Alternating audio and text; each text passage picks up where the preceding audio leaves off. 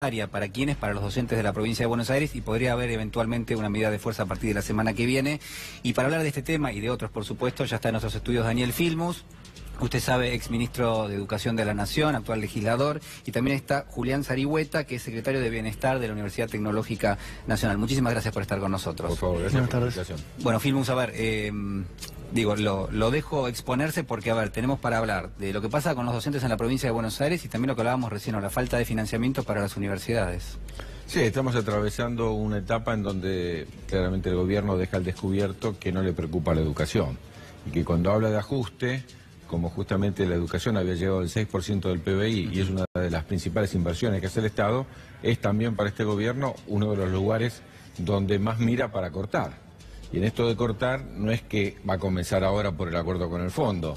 Como todos sabemos, no se firmó la paritaria el año pasado, no hubo paritaria nacional, desconoce la ley de educación nacional y desconoce la ley de financiamiento educativo y no convoca paritaria. Hay que decir que en el año 2016, primer año de gobierno, convocó a paritaria el gobierno, tuvo éxito, hubo acuerdo en la paritaria y no hubo ningún conflicto. En el 2017 ya no convocó la paritaria, hubo conflicto y lo que uno hubiera esperado es que en el 2018 repita el 2016, que fue un éxito. No, el gobierno repitió lo del año pasado y hoy estamos, es increíble porque estamos en el mes de julio, va a empezar las clases en agosto, el segundo semestre, y yo creo, el compañero que está en la universidad puede decirlo también, yo creo que tenemos serios riesgos en cuanto a la continuidad de las clases de las universidades. Yo hoy estaba tomando examen a la mañana en la Universidad de Buenos Aires y era voz populi que todos los sindicatos docentes decidieron no comenzar las clases porque tampoco se resolvió la paritaria universitaria. ¿Y qué es lo que ofrece el gobierno? Bueno, el gobierno ofrece un aumento del 15% para una inflación que va a ser del 30%. Yo te recuerdo que todo el presupuesto universitario y todo el presupuesto educativo fue votado con una previsión de inflación del 10%. A la mañana siguiente que votamos el 10%, a la mañana siguiente, no votamos nosotros votamos en contra, pero que el oficialismo votó el 10%, el gobierno decidió que la inflación iba a ser del 15% y ahora es del 30%. Así que aun cuando el gobierno transfiriera la plata que se comprometió a las universidades, 95.000 millones de pesos más o menos, aun cuando la transfiriera, se le está transfiriendo con una inflación del 30% claro, y no del 10% como lo votó el Congreso de la Nación. Así que la situación es gravísima, los rectores lo decían recién, lo mismo pasa para primaria, secundaria y nivel superior no universitario. Está golpeado muy fuertemente en todo el país porque claramente el gobierno, insisto, más después del acuerdo con el Fondo Monetario Internacional, no prevé mejorar las condiciones de la educación, sino ajustar en educación. Ahora, ¿cuál es la estrategia, Filmus? Porque, a ver, vimos en el día de ayer un encuentro con los referentes sindicales de la provincia de Buenos Aires. La expectativa era de una oferta del orden del 20%, que uno podía decir, bueno, no se acerca a lo que se estaba pidiendo, que era del 30%, pero quizás estaba un poco más cerca. Bueno, finalmente fue muy por debajo de esa marca. Digo, ¿hay una intención de directamente generar una especie de ajuste o licuar lo que son los salarios? Sí, porque incluso, digamos, ¿por qué no se convoca la paritaria nacional? No se convoca la paritaria nacional porque la ley de educación prevé que una parte importante, es el 25% del presupuesto nacional salarial de los docentes, vaya a un fondo compensador docente. Es decir, el gobierno fija un mínimo para todo el país y ayuda a las provincias más pobres a llegar a ese mínimo. ¿De cuánto era el del 25%? Pasó a ser del 7%.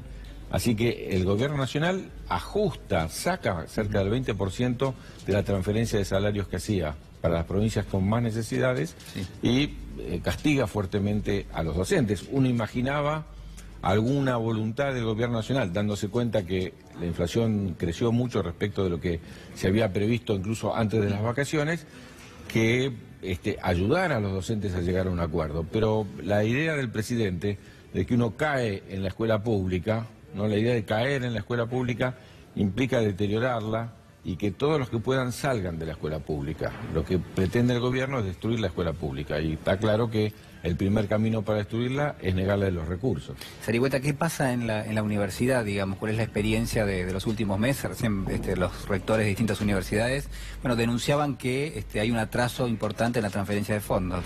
Sin duda, como decían recién los rectores, ¿no? Estamos ante una problemática muy complicada presupuestaria, donde se está empezando a ajustar fuertemente en las facultades y en las universidades, sin hacer distinción territorial. Y yo lo quiero traer a colación con algo que el gobierno, digo, desde su día cero o desde la campaña del 2015 venía proponiendo, lo que terminó siendo una gran estafa, ¿no?, al pueblo argentino, donde proponía y decía que cualquier docente, por ejemplo, en una escuela secundaria o primaria no podía ganar menos de 40.000 pesos, no sé si nos acordamos, o decía que iba a proponer que la educación técnica mejorarla, ni hablar que con las universidades. Esa gran estafa que hicieron con el pueblo argentino la siguen haciendo con medidas concretas y a la vez con frases.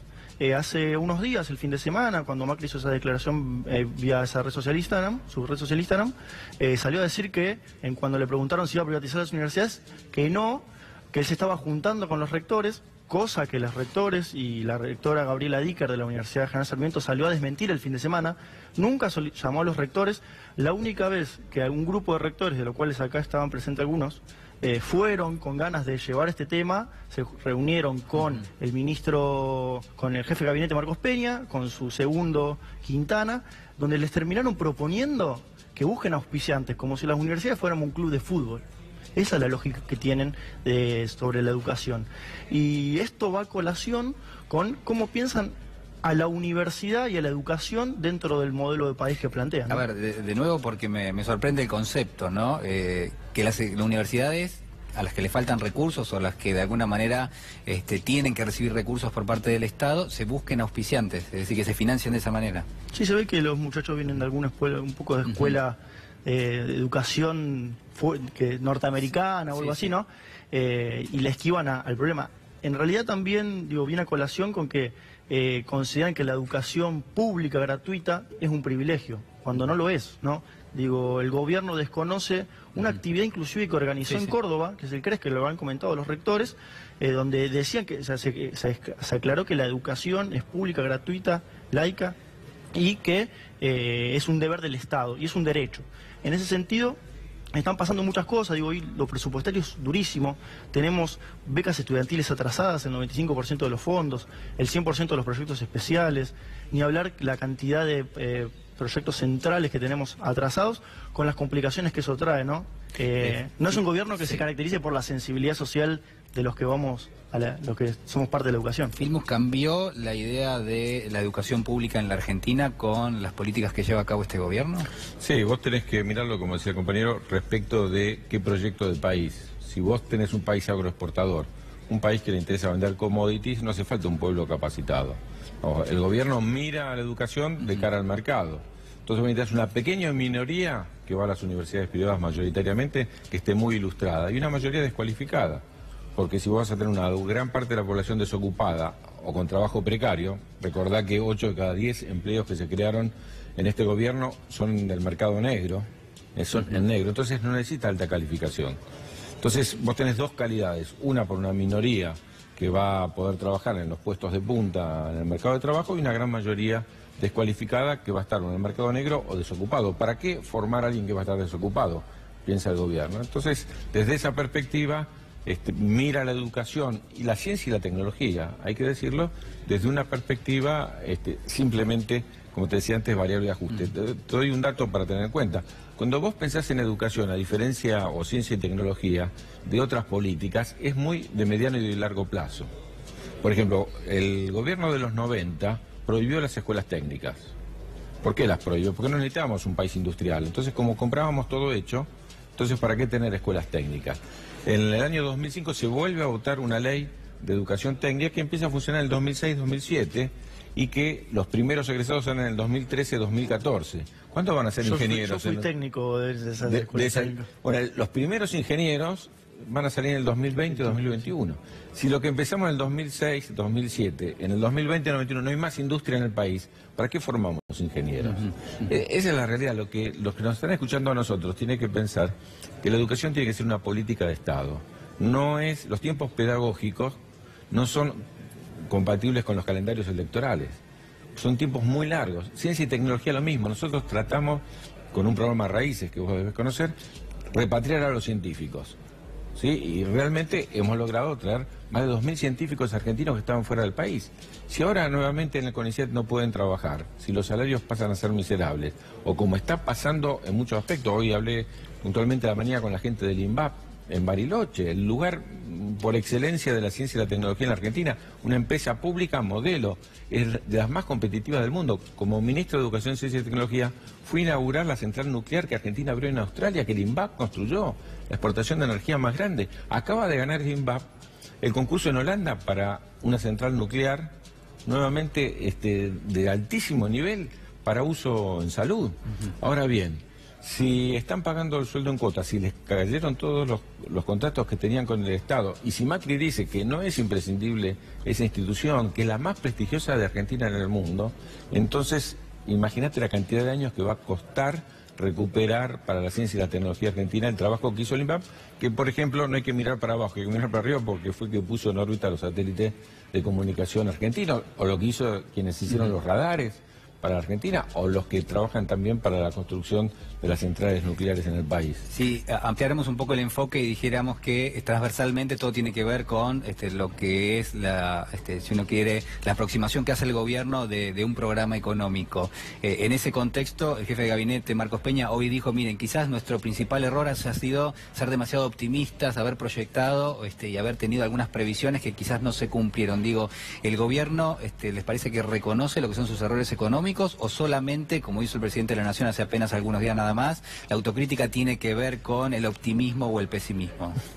No, la autocrítica del gobierno es justamente por lo que hizo bien, no por lo que hizo mal.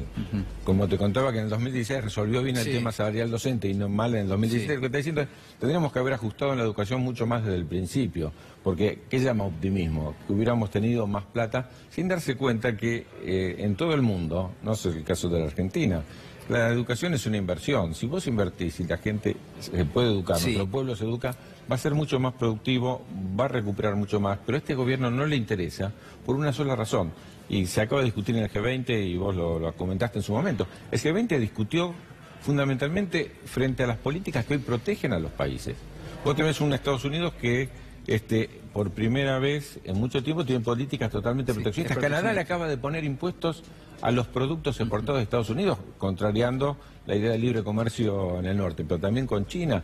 Reino Unido se está yendo de la unidad europea. Se habla hasta de una guerra comercial entre Estados Unidos y China, ¿no? Por supuesto, mientras que todos los países cierran las fronteras porque defienden su trabajo, el gobierno de Macri regala el trabajo argentino. ¿Qué hace? Compra cosas manufacturadas afuera y le saca a los trabajadores argentinos la posibilidad de hacerlo. No hay posibilidad que una pyme, el 80% del trabajo en Argentina lo resuelven las pymes, con estas políticas económicas sobreviva. Entonces, si yo no voy a tener trabajo en Argentina, ¿para qué voy a educar? Digo, insisto en esta idea que el gobierno es muy claro respecto a esta perspectiva. ¿Qué está diciendo Peña? De entrada tendríamos que haber destruido la industria, de entrada tendríamos que haber ajustado más en la educación, de entrada tendríamos que haber hecho medidas que imposibiliten que la educación pública sobreviva. ¿El compromiso con el Fondo Monetario tiene que ver con esto? Por supuesto, porque cuando uno habla y mira las cuentas del Estado, cuando nosotros discutimos el presupuesto en diciembre del año pasado, ¿cuáles son las cuentas que más pesan? Jubilaciones. Entonces el 14 y el 18 de diciembre el gobierno se encargó de la ley previsional. ¿Qué otra cuenta pesa? La asignación universal por hijo. Bueno, entonces se encargó también de cambiar la fórmula para actualizarla. ¿Qué otra cuenta pesa? Salud y educación. Bueno, estamos viendo lo que pasa en las escuelas y en los hospitales. Entonces me parece que es un gobierno, insisto, ahora está mirando lo social y está mirando lo educativo y está mirando la salud. ¿Para qué? Para ver de dónde pueda recortar. En ese sentido, el gobierno también ha planteado que la discusión que viene en materia presupuestaria tiene que ver con los gastos que se van a ejecutar el año que viene. Ha pedido o ha solicitado allí la aproximación de los gobernadores, sobre todo porque necesita apoyo político. Bueno, usted es referente en lo que es la Cámara y sin ninguna duda, yo ya se lo pregunté esto, digo, ¿se van a sentar con el gobierno a hacer los recortes? Nosotros vamos a repetir una y otra vez que el Congreso es el lugar para discutirlo. De hecho, lo que se discute con el fondo después va a tener que ver con el presupuesto del año que viene. Pero le queremos decir al gobierno que no cuente con nuestra fuerza para votar un presupuesto que vaya a favor del hambre de nuestra gente. Que no cuente con nuestra fuerza para votar un presupuesto que destruya la educación, destruya la salud pública. Y lo quiero llamar a las fuerzas de la oposición, que cuando votamos el tema de esta tarifa fuimos 133, es decir, ganamos holgadamente, que voten también en contra de las medidas de ajuste. Lo interrumpo un minuto nada más porque está llegando el presidente de la Nación, está allí en la rural, en la muestra del agro, y hay algunos problemas entre periodistas. Ha generado gran confusión la presencia del presidente de la Nación. Hay empujones, como ustedes pueden ver. Bueno, allí están las imágenes, ¿eh? Hace instantes nada más llegaba el presidente de la Nación a lo que es la muestra de la rural. Y ahí está la presencia de la prensa gráfica, también de los distintos medios. Quien va allí adelante es el presidente de la Nación, Mauricio Macri. Se había anunciado su visita para las 5 de la tarde. Cuando quedan aproximadamente 17 minutos para las 6 de la tarde, hizo su llegada, su arribo. Allí está Luis Miguel Echeverri junto al presidente. Y estas son las imágenes del lugar.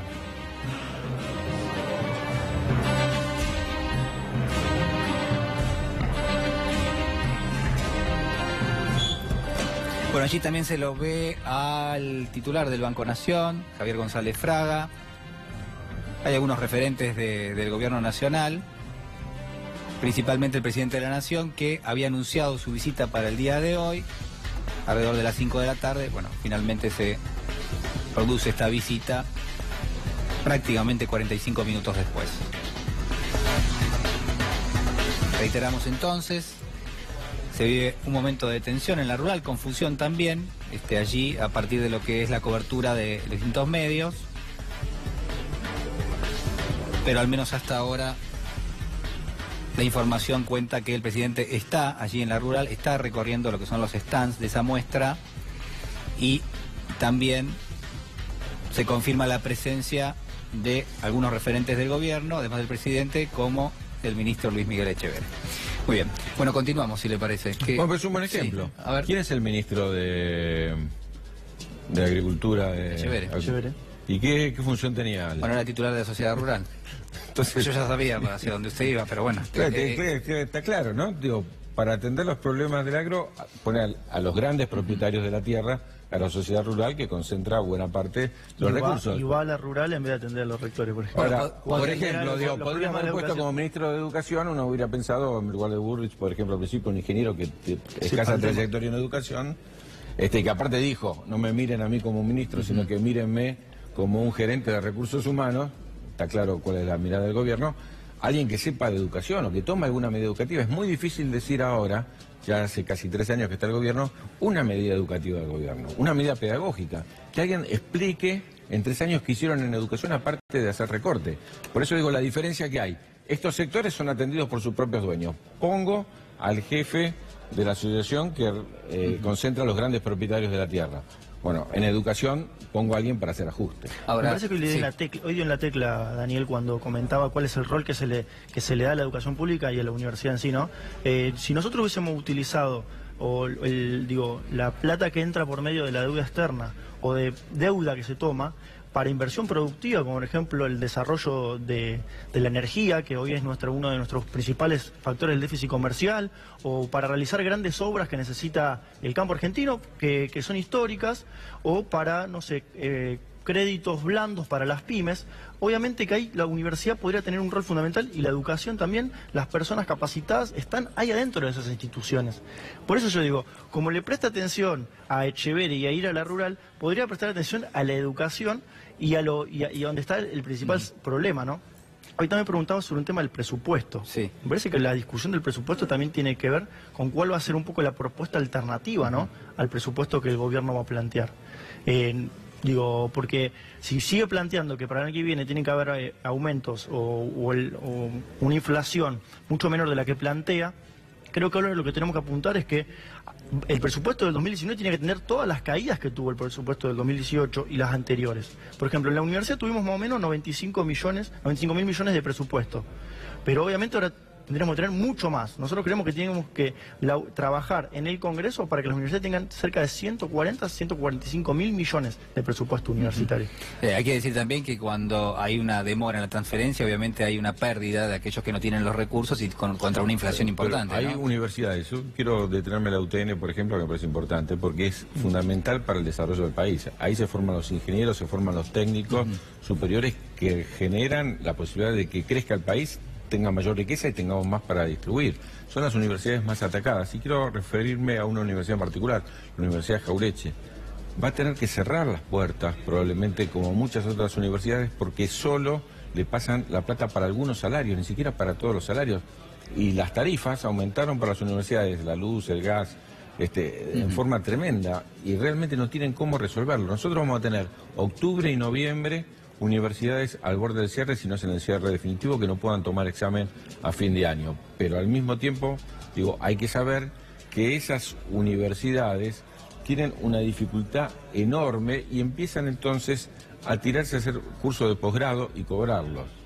Sí, al mismo tiempo, cuando la universidad no tiene recursos genuinos, que son los que le pasa al Estado, la universidad solo puede cobrar cursos de posgrado, doctorados, a veces maestría o cursos de posgrado directamente. Y entonces los estudiantes que más lo necesitan, que son los estudiantes de los primeros años, se quedan sin los mejores profesores que van a atender fundamentalmente el posgrado. Me parece que eso después cuesta mucho volverlo para atrás. Hay siempre asociado una cuestión política o de enfoque político o de, en este caso, bueno, políticas vinculadas a la educación. Lo saco de la educación, le dejo el componente político a Daniel Filmus porque le quiero preguntar por, bueno, algo que está planteado que es la discusión hacia el año 2019. Se habla de una elección de 3/3, un tercio que es un núcleo duro que tiene Cambiemos, otro vinculado a Cristina Fernández de Kirchner y uno tercero que se lo llama el peronismo no kirchnerista. Digo, no me gustan las etiquetas, pero es una forma de por lo menos así circula en la prensa gráfica y circulaba el fin de semana. Digo, ¿cómo imagina ese espacio opositor, teniendo en cuenta que no sé, usted se considera kirchnerista, peronista, las dos cosas? Por supuesto las dos cosas, porque justamente los peronistas, muchos de ellos, creemos que las transformaciones más importantes en la Argentina se hicieron después del 45 al 55, en el periodo que va del 2003 al 2015. Me tocó ser ministro de Educación justamente de una parte de ese gobierno, pero me parece que el hecho fundamental no es que hay tres tercios, yo diría que hay 2 tercios y 1 tercio. Hay 2 tercios opositores y hay 1 tercio que defiende la política actual de hambre y desocupación que lleva adelante Macri. Entonces los dirigentes de estos 2 tercios tenemos que ser lo suficientemente inteligentes, lo suficientemente amplios, lo suficientemente generosos y pensar en el pueblo y cómo hacemos para tener una alternativa distinta para impedir que este proyecto continúe. Entonces me parece, como pasa en el Congreso hoy, yo te decía recién, cuando votamos toda la oposición juntos tenemos como 133 votos y 95 sacó el oficialismo. Quiere decir que si el Congreso se pone firme y los que fueron votados por oposición, porque son oposición, votaran con la oposición y no con el oficialismo, entonces le podríamos decir al gobierno, mira, estas políticas no, hay que ir por este otro lado. Y me parece que en el 2019 puede pasar lo mismo. Hay que tener la grandeza, hay que tener la pluralidad, hay que tener la capacidad de convocar absolutamente a todos sin ninguna exclusión. El que empieza diciendo, mira, me parece que Cristina no o que alguno no, no tiene ningún sentido. Más estamos hablando de dirigentes que tienen más votos probablemente y mayor reconocimiento del pueblo en Argentina. Entonces, me parece que tenemos que tener amplitud, generosidad, discutir en el 18 un programa, de acá a fin de año, discutir un programa y todos aquellos que coincidieron en el programa, no nos puede unir solo el espanto.